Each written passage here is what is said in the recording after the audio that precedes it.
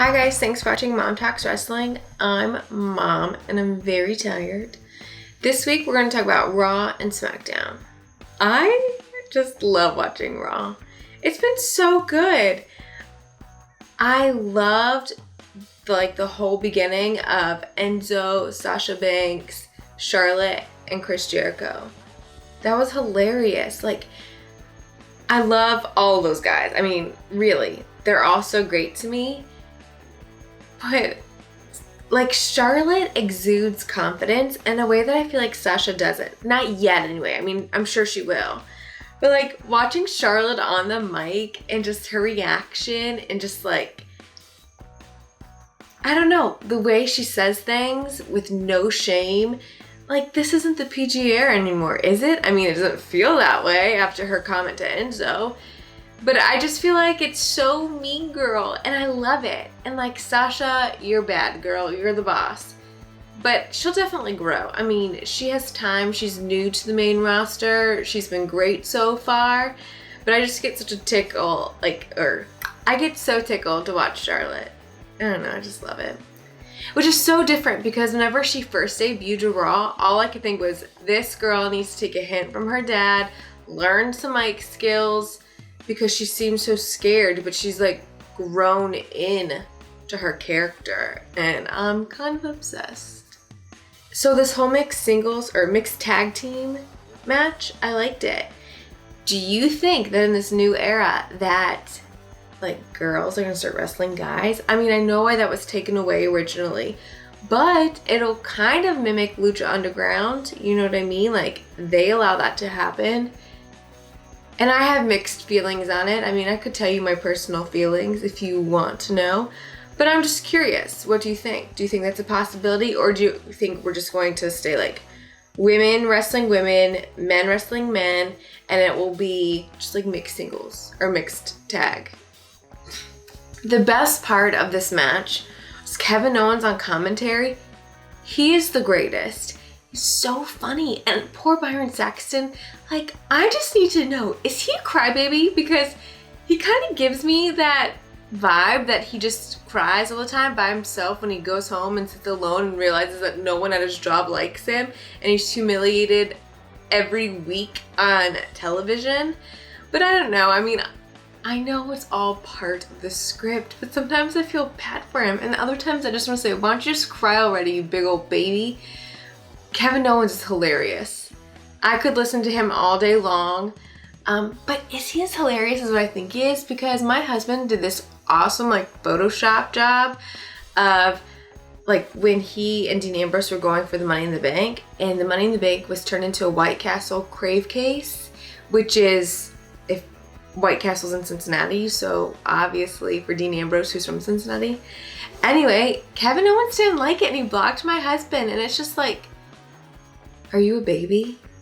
Do you have no sense of humor? I mean, obviously, I think he's just playing into his character of being a jerk and wanting his way or whatever. But it's kind of funny.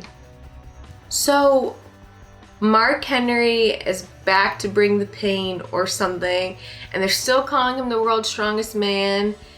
But he's not. Brian Shaw is. And this whole U.S. Olympic thing, it's great. I'm all for the Olympics too. Go USA. I'm sorry you're in Rio because I know there's a lot of issues with where they're staying. I don't know. But something's changed over the years. In 1992 to 1998, the Olympics were the bomb. I'm sure they were before them, but in my lifetime, they were great. Not even 92 because I would have been too little to remember it. But when I was in elementary school, they were awesome. But now it's who cares about them? And that is so sad to say. But this angle with Mark Henry, the Olympics, he's not the strongest man in the world. Brian Shaw is, Rusev, I don't know. It's so weird and it's so lame that I just can't even deal with it. I appreciate them kind of piggybacking off of what's happening in modern day world or in present day. But at the same time, I think it's so lame. Mark Henry, just retire. So Roman Reigns, I'm not sure if I've said this already on Mom Talks Wrestling, But he's a mid-carder now. And you know what? I'm okay with that. That's where he needs to be, and that sucks. But he needs to start there. He needs to go for the US title and work his way up, or just like never work his way up, you know? I mean, he needs to stay mid-card. He'll be good there. Someone's got a job out. Smackdown. A few things about Smackdown. I love the graphics that they pull up on the right side of the screen. And I love the lights that they use, and like the turnbuckles are different. Just like the small touches, it feels like a totally different show, which is great because I was worried about how Raw and SmackDown would actually compete with each other. I was worried that they would be too much alike. Do you know what I mean? But the fact that they have like a male ring announcer and they look totally different, I like it. I mean, it's just kind of like we have Raw, we have SmackDown, we have NXT, we have the Cruiserweight Classic. They're all the same, but they're all very different. I mean, it's great. So I feel like I've been able to enjoy the show so far, although I feel very sad about some segments, like The Miz and the IC title and his wife, who I can't even say her name, and the people competing for the IC title. I just don't even know. We have Baron Corbin, Apollo Crews, and Kalisto. And like Apollo Crews is like the #1 contender. I don't get it. Anyway, aside from that weird match, to me the IC title means nothing. So let's talk about the heavyweight title. What's so interesting about this is that Dolph Ziggler was going to compete for it, right? But then Bray Wyatt came out, and they did certain things about Bray Wyatt's look that I really like. They added the dreads, and they added his pants now are slimmer or like tighter fit or like straight leg or skinny. I don't know the cut, but he looks so much better than super frumpy dumpy. You know, I like that his posse's not there anymore and that he's by himself because he feels like a real threat. You know, like he feels like more scary and creepy, and he's not really doing that laugh as much anymore. You know what I'm talking about, everyone. Like, don't act like you don't. And it just felt legit. It didn't feel so much like a gimmick. And this time I feel like this is a dangerous dude. You don't know what he's going to what he's going to do, what he's capable of, but you need to watch out. Does that make sense? So this was fun because I watched this part with my mama.